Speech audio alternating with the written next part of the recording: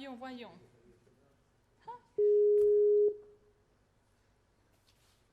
Ah, voilà. Est-ce qu'il nous voit comme cela? Bonjour. Oui, bonjour, désolé. Oui, j'arrive. Je Vous suis là. arrivez, bonjour. Non, non, Bonjour, j'arrive désolé du petit à deux retard, pas monsieur d'ici. Berechi. Sinon, j'étais là. Oui, bonjour. Donc, on vous voit ici. Donc, ça va. Est-ce que vous nous écoutez? Oui, je vous entends très très bien. Alors, parfait. Bon, désolé tout d'abord du petit retard que nous avons eu. Il y avait beaucoup de choses à dire, mais je suis sûre en effet que votre contribution va être aussi tellement précieuse. Oh, je vais essayer. Je vais Alors. essayer de brosser un tableau aussi vaste que ce qu'il est déjà, mais enfin. Mhm. Bon, d'accord, parfait. Alors, je vous présente juste à mes côtés, juste à côté de moi, il y a Madame Gallego, qui va être la modératrice de cette session. Donc, je vous laisse avec elle. Et bon, je crois que c'est tout, si vous êtes prêts. Oui, merci beaucoup. Oui, bonjour, Monsieur Berechi. Oui, bonjour. Et bienvenue à l'Université de Castilla-La Mancha dans le Ah, cadre merci beaucoup. des journées de littérature fantastique hispano-francophone. Et je ne sais pas si on peut tourner l'ordinateur ou... Ça, c'est le technicien qui doit le dire. Oui. ¿Podemos girar el ordenador para que vea la gente? Mejor no, ¿no? Je sais pas. ¿Giramos el ordenador? Ou on le laisse comme ça? Alors, par prudence, on les laisse ainsi. Est-ce que vous pouvez lever le rideau, s'il vous plaît, pour qu'on puisse vous voir un peu plus clairement? Non, les lumières, Vous pouvez les lumières ici. Justement. Ah, je ferme les rideaux. Comme celui-là, oui. Oui. C'est pas s'ouvrir, en effet, se fermer. Mais je pense qu'on doit éteindre ces lumières-là. Apparemment, ça... Ah, Non, mais ce parce sont qu'ici, les lumières. ici, on le voit. À l'ordinateur, on le voit bien. À l'ordinateur, Sur on vous voit, mais sur l'écran, Monsieur Berechi, on ne vous voit pas clairement. Est-ce que vous savez peut-être une lampe qui vous donne de la lumière directe sur votre visage? Ah, ça doit être ma lumière. C'est la lumière. Désolé. Parce que vous voyez, sinon on devine. Sinon, j'ouvre les rideaux maintenant. Ainsi se pire. Eh ben, j'ouvre les rideaux. Il faut l'allumer. Il faut l'allumer. On a besoin d'un peu plus de lumière. Voilà, mais je pense que c'est les rideaux qu'il faut ouvrir, justement. Ainsi, Mais ça va. ça, je ne compte pas. Peut-être la C'est lumière, pire, hein. la lumière naturelle est meilleure que l'artificielle. Donc, vous n'avez pas peut-être une lampe à côté de vous? Si, si. Eso le estoy preguntando, que si tiene una lámpara. Ah oui, c'est ça, c'est son visage. Oui. Ah, mais, voyons maintenant si ça marche un peu mieux. Bon, comme ci, comme ça. Quand même, Oui, mais on vous vous pouvez écoute, l'écouter. donc ça va. Est-ce que c'est correct comme ça? Bah oui, ça peut y aller. Oui, c'est mieux. C'est mieux. Donc, on recommence. Alors, je vous représente, je vous présente à nouveau Madame Gallego, et voilà. Mais je veux vous présenter Monsieur Berechi. Alors, Boussa Berechi, il est né en Kabylie, en Algérie. Il a enseigné la littérature française et francophone en Algérie, puis en France et actuellement au Canada. Il est professeur à l'Université d'Ottawa. Il est docteur en lettres et littérature comparée et chercheur dans les domaines berbères ou amaziques. Ses domaines d'enseignement et de recherche sont la littérature comparée, récits de voyage, théorie littéraire et genre, études culturelles et traductions, théorie postcoloniale et études trans-interculturelles, littérature au féminin, parmi d'autres. Parmi ses publications, il a écrit les livres Mouloud Feraoun, lecture postcoloniale et trans-interculturelle, en 2014, Tamasga, francophone féminin, 2010, Asia Djebar, une femme, une œuvre de langue, en 2009. Il a écrit plus d'une centaine d'articles scientifiques dans des ouvrages collectifs et dans des revues universitaires, et d'autres articles dans des revues et presse écrites pour un public général. Donc, je vous remercie pour votre présence ici aujourd'hui avec nous, et il va nous parler du fantastique canadien actuel. Bon. Oui. Monsieur Berechi, juste une petite précision. Vous disposez de 20 minutes, d'accord? Ouais, je vais essayer. Ça va, Je vais c'est essayer gentil. d'y aller droit au but. Bah, merci pour cette longue présentation, même si je pense que bon, vous avez fait certainement une présentation assez détaillée. Mais en fait, le plus important, en fait, c'est de conférer avec vous et ça me fait plaisir justement de le faire aujourd'hui. Et merci pour l'invitation. Et voilà, donc j'ai pas eu malheureusement l'avantage de vous écouter, d'écouter les collègues. J'aurais aimé, comme ça va enrichir et surtout m'apprendre beaucoup de choses parce qu'on apprend beaucoup euh, chez nos collègues, quel que soit leur domaine, etc. Donc, je vais essayer de brosser vraiment les axes et surtout les points les plus importants du fantastique canadien, francophone surtout, parce que si on englobe aussi le fantastique anglophone, ça va être encore plus compliqué et plus complexe pour des raisons que nous connaissons, à savoir qu'il y a une production très très importante du côté anglophone et le champ littéraire anglophone est beaucoup plus encore autonome et beaucoup plus vaste que celui euh, qui existe en français pour des raisons à la fois historiques, mais aussi le poids démographique du côté anglophone. Donc, je vais voir rapidement une sorte d'introduction au fantastique canadien. Ça sous-entend bien sûr francophone. Le champ littéraire canadien francophone, encore là, on parlera de ce qui se publie, de ce qui a été publié en français, et l'imbrication du fantastique et de la science-fiction dans la littérature canadienne francophone, parce que au Canada, en fait, on ne parle pas du fantastique comme genre à part, mais il y a une... En fait, le fantastique et la science-fiction sont mêlés pour des raisons à la fois historiques, mais aussi du champ littéraire francophone, mais d'une façon générale nord-américain, euh, pour plusieurs raisons. Peut-être on aura l'occasion de revenir sur ces raisons, enfin certaines raisons. Ensuite, les influences du conte populaire et merveilleux ou le fantastique science-fiction. Analyse de quelques exemples de textes, mais là encore, peut-être j'exagère le terme analyse, mais ça va être une lecture un peu de quelques textes, mais peut-être un ou deux représentatifs de cette littérature qui est revenue en fait sur scène, sur le champ littéraire, même si c'est une littérature très ancienne, épuisée bien sûr du terroir, de la littérature orale, euh, anciennement européenne, mais écrite par des Canadiens il y a très longtemps, des Canadiens, ce qu'on appelait autrefois les Canadiens français, à savoir les Canadiens francophones. Et enfin, de l'écrit à l'écran, la bande dessinée, cinéma et fiction, d'une façon générale fiction en 3D, qui est en vogue ces dernières années à travers le monde, mais surtout en Amérique du Nord. Bon, on ne peut pas en fait cerner le fantastique sans faire appel, une sorte de rappel historique ou des éléments historiques de écrivains et écrivaines qui ont écrit, bien sûr, des écrits, mais surtout qui ont écrit dans ce genre-là, fantastique.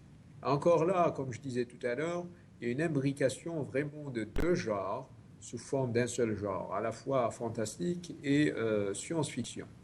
Alors, au 19e siècle, les nouvelles publiées, par exemple, dans les journaux, pourquoi les nouvelles? Parce que la majorité des écrits autrefois, mais surtout les plus connus, étaient des nouvelles. Les nouvelles, encore de nos jours, sont les plus connues que les autres, j'allais dire style littéraire, même si à un moment donné, le roman, c'était le plus en vue, le plus reconnu, le plus connu. Il y a une réputation beaucoup plus, disons, du point de vue symbolique, plus, plus choisie par les auteurs pour avoir une renommée ou une reconnaissance.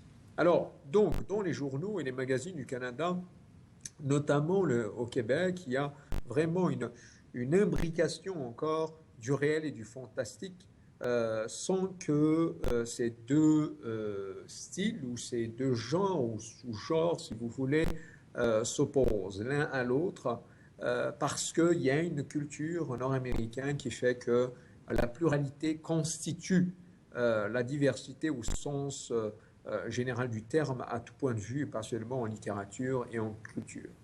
Et donc sans qu'il y ait d'opposition, ce qui constitue le principal critère du fantastique de ce qui nous concerne pour l'Amérique du Nord, même si en Europe, il y a quand même certaines particularités, certaines différences. Alors, plus qu'un genre, le fantastique s'incorpore à une histoire en général, et c'est le cas en Europe, mais ici encore davantage. Et si on regarde de plus près quelques exemples, y compris dans les romans, par exemple les livres et les nouvelles de Jacques Ferrand, par exemple, Anne Hébert, Jacques Benoît ou Michel Tremblay, pour ne citer que ces écrivains et écrivaines, eh bien, ils intègrent dans leurs écrits romanesques des éléments du fantastique et pourtant, ils sont très connus plutôt comme romanciers, romancières, et d'un style d'œuvre qui n'a rien de fantastique en fait, mais il n'en reste pas moins qu'il y a beaucoup d'éléments du fantastique et parfois le roman entièrement, on est dans la fiction, c'est-à-dire vraiment selon les éléments qu'on rencontre dans les écrits du fantastique, etc.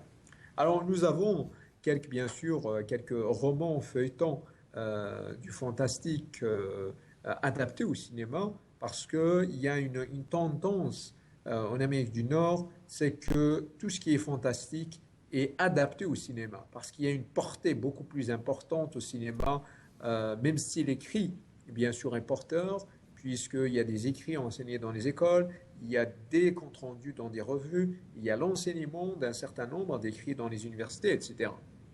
Et donc, cette tendance a émergé, en fait, durant les années 60 jusqu'à nos jours, et ça continue d'une façon assez remarquable. Pourquoi les années 60? Parce que durant les années 60, il s'est passé quelque chose au Canada, plus particulièrement au Québec. C'est la Révolution tranquille. Bon, certainement, on va parler un tout petit peu plus de Québec que d'autres provinces pour la raison toute simple. C'est que la province la plus francophone au Canada est le Québec. À peu près, ça dépend des statistiques, mais en tout cas, majoritairement, on est un peu plus de 80%, 85% de francophones dans cette province. Une province qui a à peu près, je ne sais pas exactement de combien de millions, mais enfin, majoritairement francophone. Ensuite, ça vient l'Ontario, là où j'enseigne d'ailleurs à l'Université d'Ottawa, qui est la province où il y a plus de francophones en dehors du Québec. Mais ça ne veut pas dire que c'est la majorité. Au contraire, c'est une minorité par rapport à la majorité anglophone, à savoir il y a à peu près 700 000 de francophones en Ontario. Alors vous imaginez à peu près le champ littéraire de chaque province, comment ça se passe, à savoir qu'au Québec, c'est un État, une nation avec toutes ses institutions. C'est, j'allais dire, du copier-coller de la France, mais on n'est pas loin. C'est-à-dire qu'avec vraiment le fonctionnement du Québec, n'est pas loin du même fonctionnement du point de vue champ littéraire de celui de la France. Or, en Ontario, c'est complètement différent. Vous êtes dans une minorité minorisée. Écrire en français, c'est pas gagné parce que, bon, certes, il y a des éditeurs, des revues, mais c'est c'est pas nombreux et c'est très minime. Mais il ne reste pas moins qu'il y a une production, il y a des éditeurs, il y a des revues et il y a des universités où on enseigne ces œuvres écrites par ce qu'on appelle des écrivains franco-ontariens. Donc, bon, bref. Et donc, d'une façon générale, donc on parlera un peu plus du Québec, un tout petit peu. Alors, donc, pourquoi cette période-là des années 60? Il y a aussi l'effervescence de scientifique, en quelque sorte, une ferveur scientifique, le bouillonnement et le changement des universités au Québec. Et il y a une nouvelle élite, et c'est la génération des baby boomers au Canada. Hein. Ce sont les années 60, contrairement aux années européennes qui sont plutôt les années 50 et non pas 60. Alors au Canada, c'est plutôt les années 60. Et donc ça a accéléré la production, la diffusion de ce genre, pas seulement, mais surtout le genre du fantastique. Et ça a donné à un certain nombre d'écrivains qui ont émergé durant ces années, François Barcelot, Claire de Lamirande, Roger de Roche, etc., qui ont exploité vraiment à fond ce genre parce qu'il est Nous sommes devant une génération qui voulait changer complètement les habitudes des anciennes générations. À savoir, cette génération de la Révolution tranquille, c'était un peu la génération du mai 68 en France. C'est interdit d'interdire, c'est changer complètement, casser les tabous, etc. Et dans l'écrit, dans le fantastique, c'est quelque chose de très, très récurrent. Bon, bref. Je vais vraiment survoler. Alors, vous avez les années 60, 70, 80, jusqu'aux années 80. Il y a une intensification de publications dans ce genre. Et les écrivains, c'est pas ce qui manque. On peut citer certains qui, vraiment, qui mêlent le fantastique et la science-fiction. Jean-Pierre April, par exemple, Michel Bellil, Daniel Cernine, etc., René Beaulieu.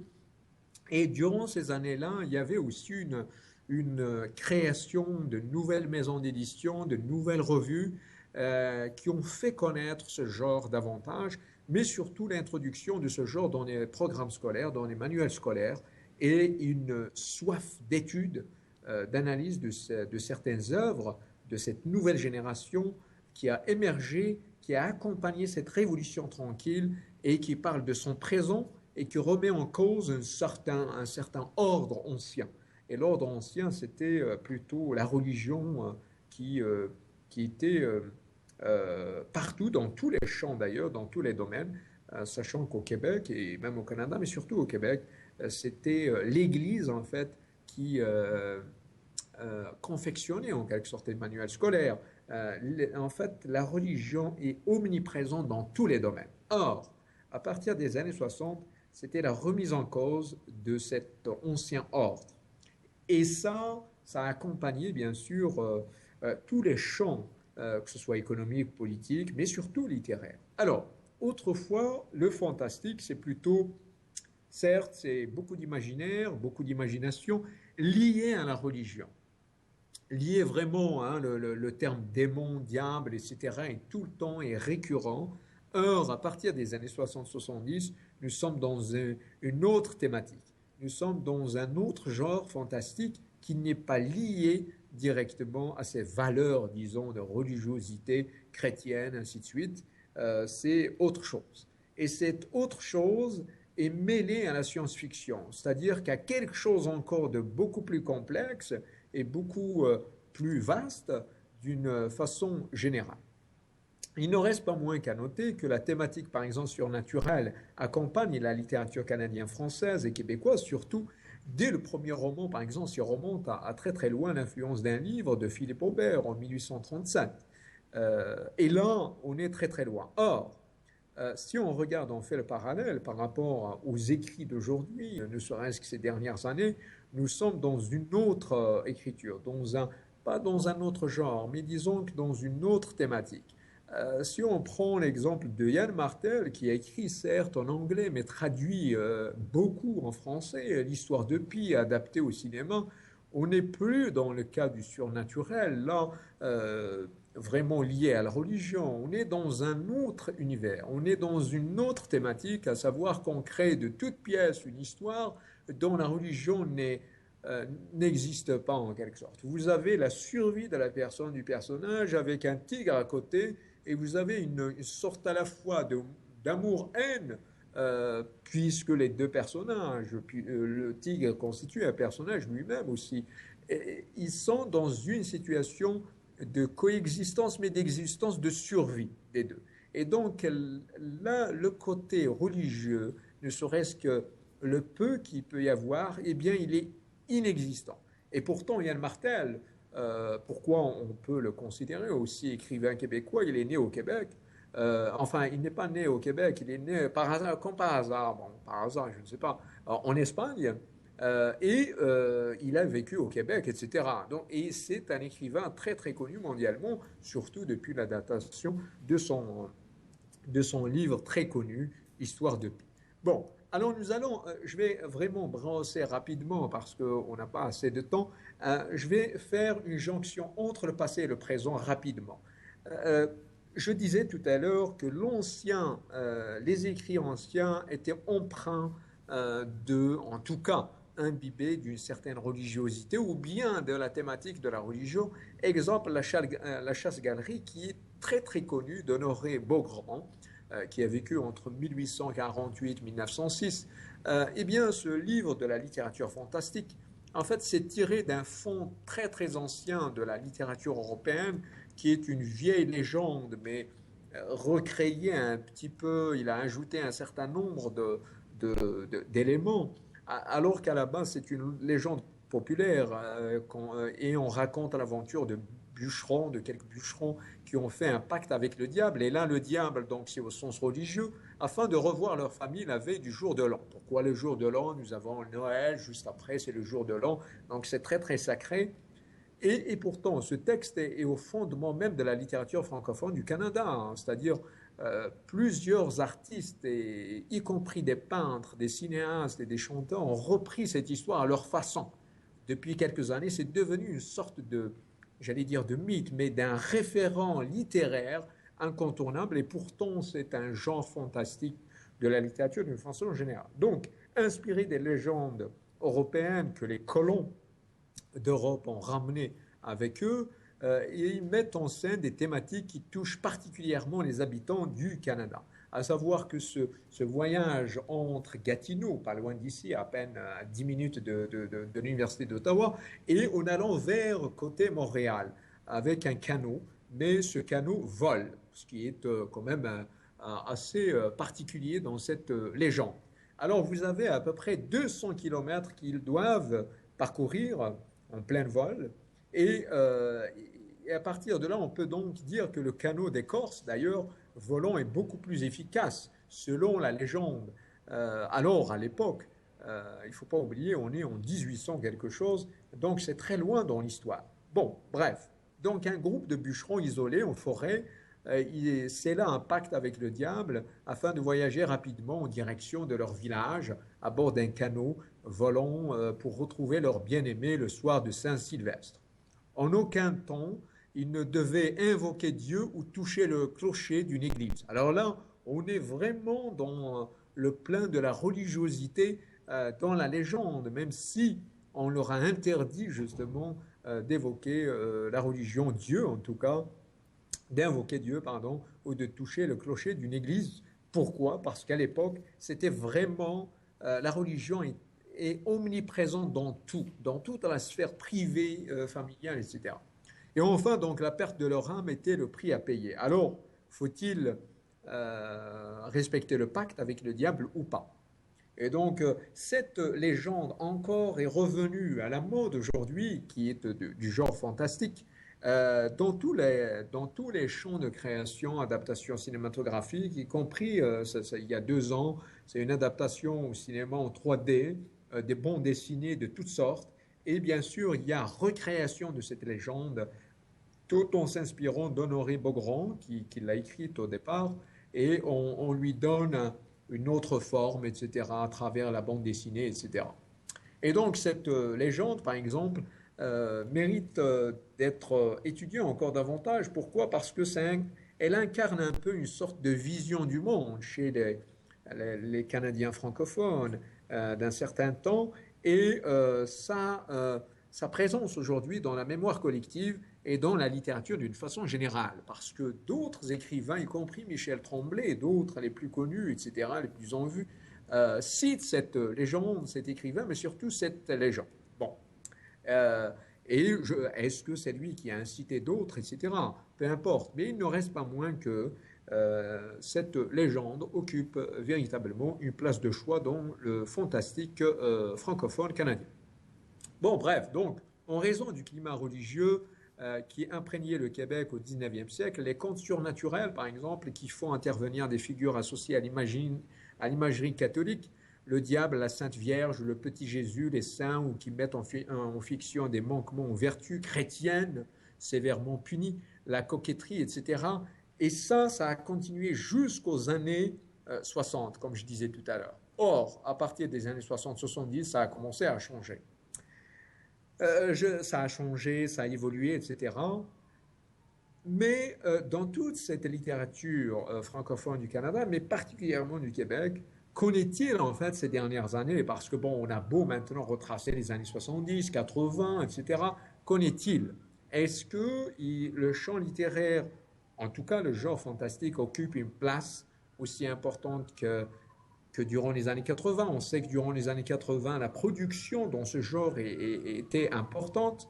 Or, ce que nous avons constaté depuis les années 2000, c'est qu'il y a une sorte de, euh, pas de lutte, mais disons que de distinction un petit peu entre les genres, à la fois le fantastique et la science-fiction. À savoir que durant les années 80, il y avait une production assez importante des écrits du genre fantastique. Et à partir des années 2000, nous sommes plutôt dans une autre donnée, à savoir que le fantastique vient après la science-fiction. Est-ce que c'est une influence du cinéma, des autres genres? Est-ce que c'est l'école? Est-ce que c'est une histoire de nouvelle génération? C'est possible. Il ne reste pas moins que moi je dirais que c'est le tout. Le tout. Pourquoi? Si on regarde le champ littéraire québécois, francophone et canadien d'une façon générale, vous avez la génération 60 qui voulait tourner la page avec la religion, et donc ce genre-là n'est plus imbibé fortement de la religion et de tout ce qui est lié à la religion, à ses croyances, en tout cas religieuses. Et vous avez toute cette nouvelle génération des années 60 jusqu'aux années 90, c'est presque la fin de cette génération. Ils sont presque à la retraite. C'est vraiment un peu schématique nord-américaine, mais c'est comme ça que ça fonctionne pratiquement dans tous les domaines. Ceci dit, ce n'est pas une rupture totale, c'est une autre façon de voir les choses. Eh bien, la nouvelle génération, par contre, elle est dans une autre époque, elle est dans une autre optique, à savoir que autrefois, c'était tourner le dos à la religion parce qu'il fallait changer les choses dans tous les domaines, y compris la littérature qui a accompagné ces changements, cette révolution tranquille. Et là, maintenant, la nouvelle génération, elle se tourne à beaucoup plus d'imaginaire autre que l'imaginaire de la génération des années 60, à savoir que, eh bien, le fantastique, certes, il est là, mais il y a la science-fiction qui s'impose davantage. Est-ce que c'est une influence de l'évolution de la société, à savoir que maintenant on croit beaucoup plus à tout ce qui est science, à tout ce qui est palpable? Est-ce que c'est le cinéma? Est-ce que c'est l'enseignement de la science d'une façon beaucoup plus poussée aujourd'hui? Est-ce que c'est le raisonnement des nouvelles générations? Oui, c'est le tout. Mais en même temps, je pense que c'est devenu une caractéristique, une particularité chez les Nord-Américains, à savoir que chaque cycle de génération, eh bien, la nouvelle génération veut faire quelque chose de nouveau, quelque chose de différent avec les anciennes. Et je pense que l'imbrication, même si elle n'est pas très poussée durant les années 80 pour la science-fiction et le fantastique, où le fantastique est beaucoup plus important, eh bien, je pense que maintenant, il y a une imbrication encore beaucoup plus poussée, même si c'est la science-fiction dont on voit beaucoup de publications que le fantastique. Et on peut citer pas mal d'entre eux, par exemple les écrits, ou bien ne serait-ce que les écrits collectifs translucides, par exemple, dirigés par René Beaulieu, ou bien Futur sur mesure sous la responsabilité de Suzanne Julien. Et n'oublions pas qu'il y a l'Association des écrivains québécois pour la jeunesse qui, justement, qui contribue fortement à cette tendance, puisque on regarde qu'est-ce qui est demandé par le public, à la fois les lecteurs, mais aussi tout le changement que subit le champ littéraire d'une façon générale. Et bien entendu, sans oublier les éditeurs, qui préfèrent bien sûr publier davantage de la science-fiction, des écrits, des textes de science-fiction. C'est là où il y a plus de marché. La nouvelle génération, elle est plus en demande de ce genre que, bien sûr, le fantastique proprement dit, même si dans la science-fiction, d'une façon générale, dans les écrits en Amérique du Nord, fortement du genre fantastique, en quelque sorte. Donc, pour terminer, en fait, il faut savoir que durant ces dernières années, il y a bien sûr une baisse de la publication du fantastique autant que genre à part, même si c'est, comme je disais tout à l'heure, c'est mêlé à la science-fiction. Il ne reste pas moins que, exemple, les livres du genre ou tendance féministe comme La salle des conférences de Luki Persianik, ou bien d'un point de vue écologique, ou l'écologie d'une façon générale comme thématique, le suicide le suicide de la déesse de Simon Labelle et l'Atlas de l'au-delà, par exemple, de Richard Pourdy pour l'existentialisme, etc., eh bien, ces écrits-là sont fortement fantastiques, même si les éditeurs les mettent dans les collections de science-fiction. Est-ce que c'est un choix pour vendre? Peut-être, mais il ne reste pas moins que, si on essaie de les distinguer, même si c'est difficile, oui, les science-fiction sont beaucoup plus, enfin les écrits de science-fiction sont beaucoup plus publiés, en tout cas en termes de nombre, que le fantastique d'une façon générale. Alors je termine là-dessus, que le fantastique dans la littérature francophone ou les littératures francophones du Canada, puisque c'est aussi vaste que ça, vous avez quand même 10 provinces, même si la province la plus francophone c'est le Québec, où on publie davantage et beaucoup plus que les autres.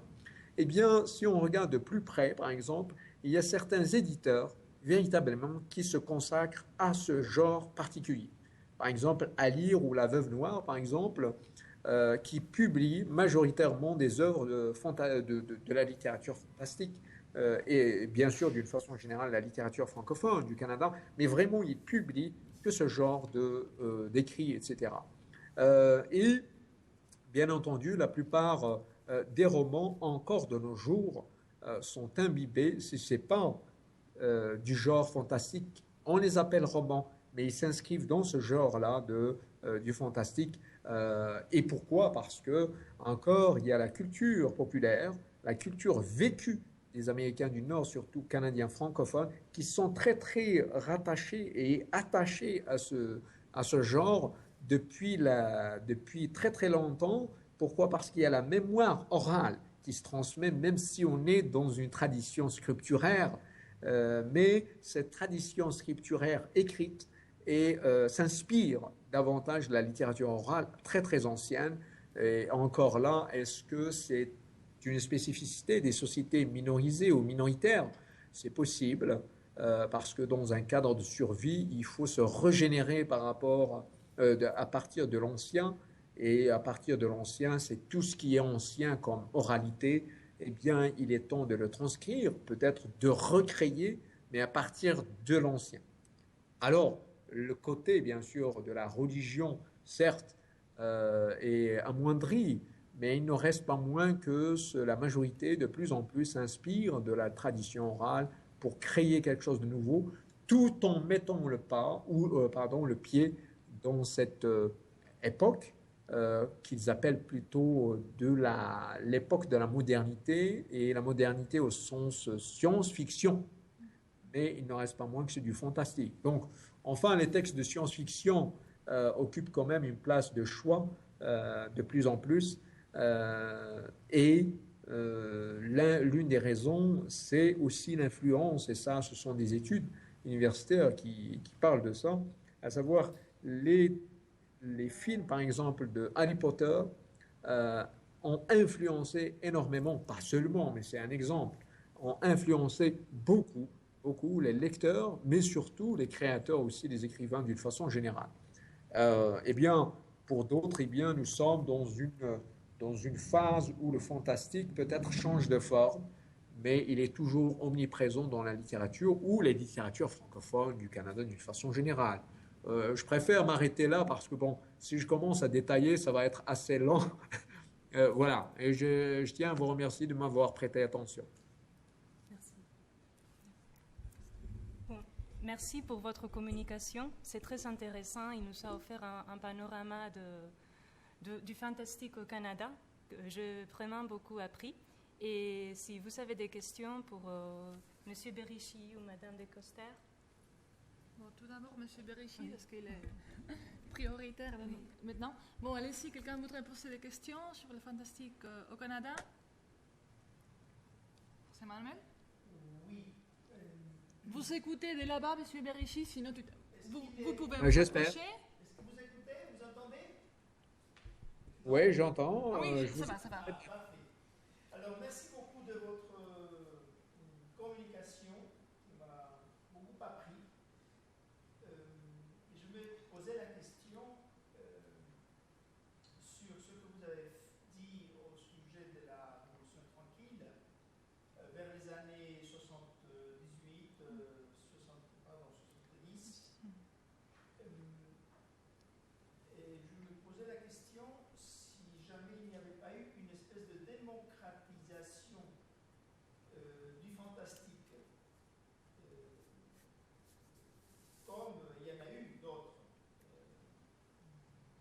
l'histoire. Je pourrais vous donner des exemples. Et si, pour un moment, je crois que je ne crois pas fausser ou tromper votre réflexion. Auparavant, le fantastique ou le merveilleux chrétien était sous la férule de l'Église. Tout à coup, il y a eu cette espèce d'ouverture démocratique qui a signifié une voie d'issue pour les fantastiques vers la science-fiction. Fin de la question. Over. Ben, j'espère que j'ai entendu pratiquement le tout.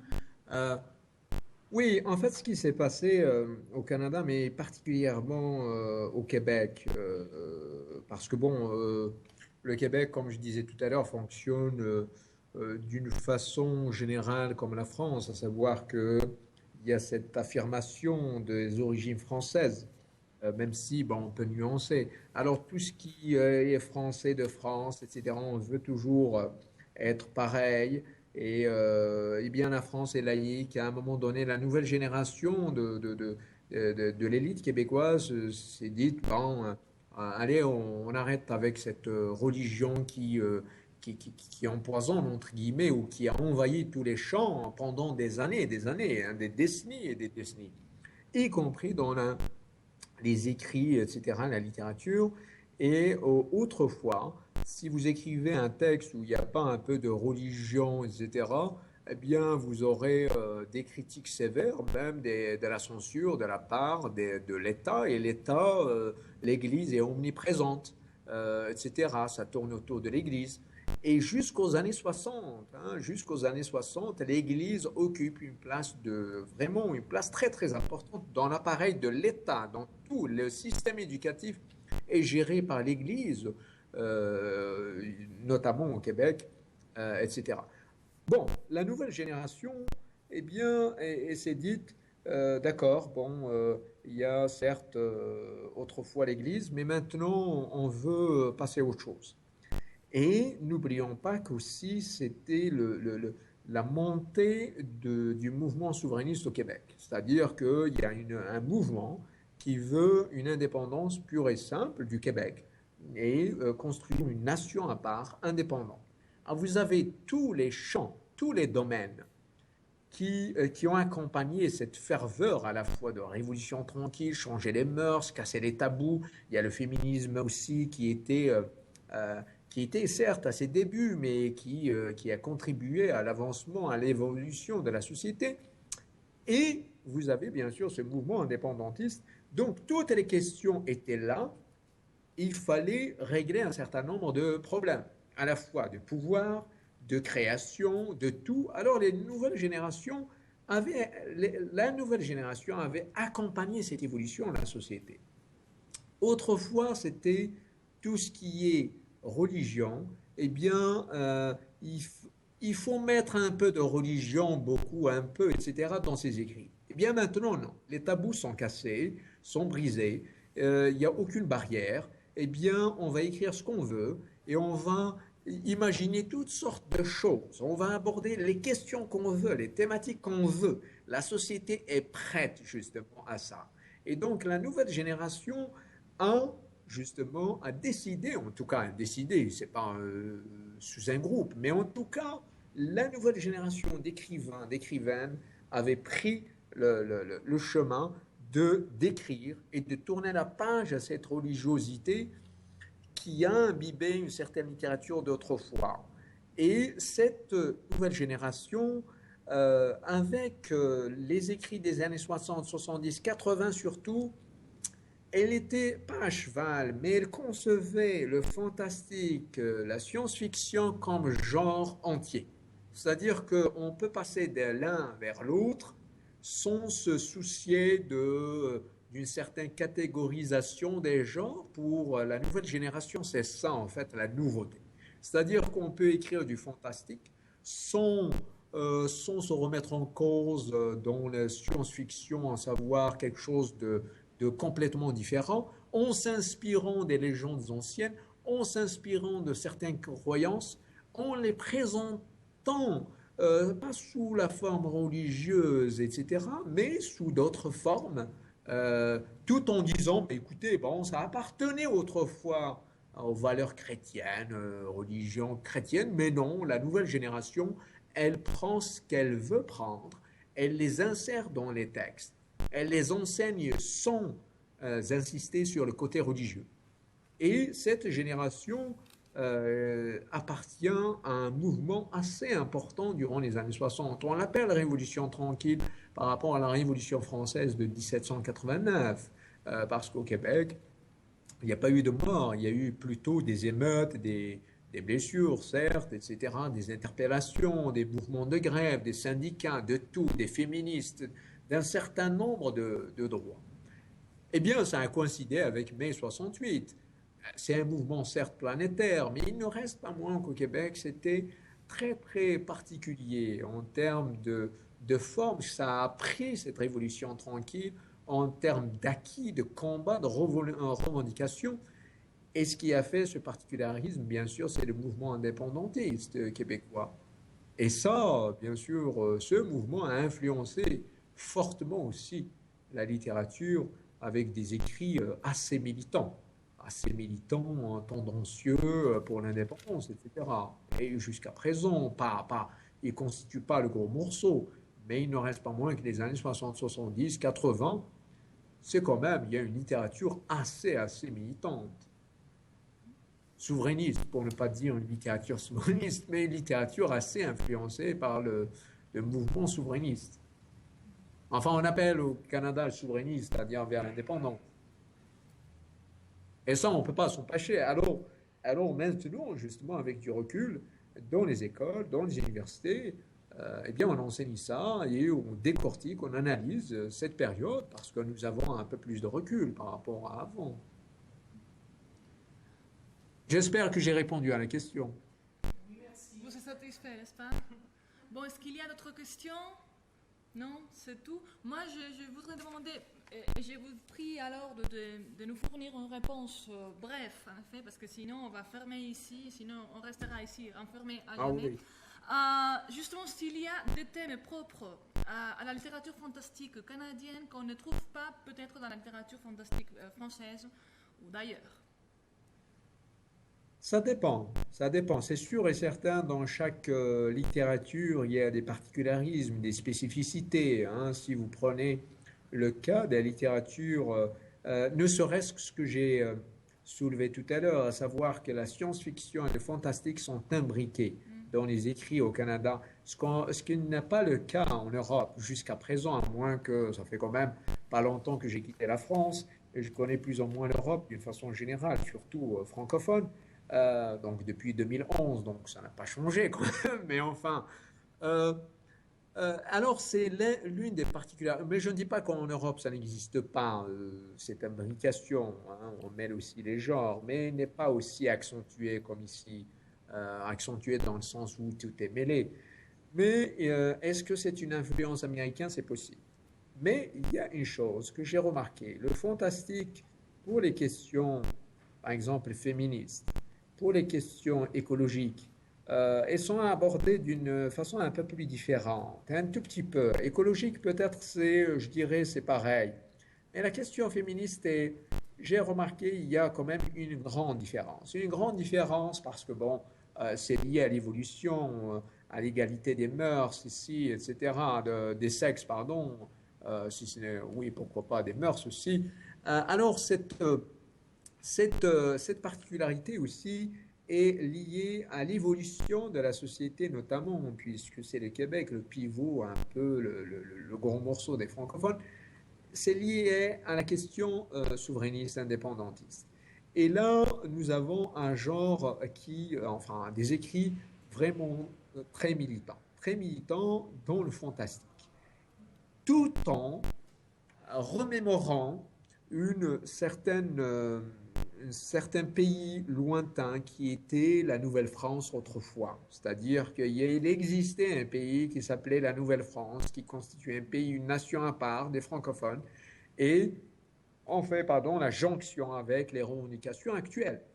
Et ça, on ne le trouve pas, par exemple, du côté Enfin, pas d'une façon générale. En France, en tout cas, non, parce que, bon, nous connaissons le jacobin français, c'est difficile de publier un livre qui revendique, je ne sais pas moi, ou qui affirme ou on sourdine certaines idées militantistes d'indépendance basque ou occitan ou breton, etc.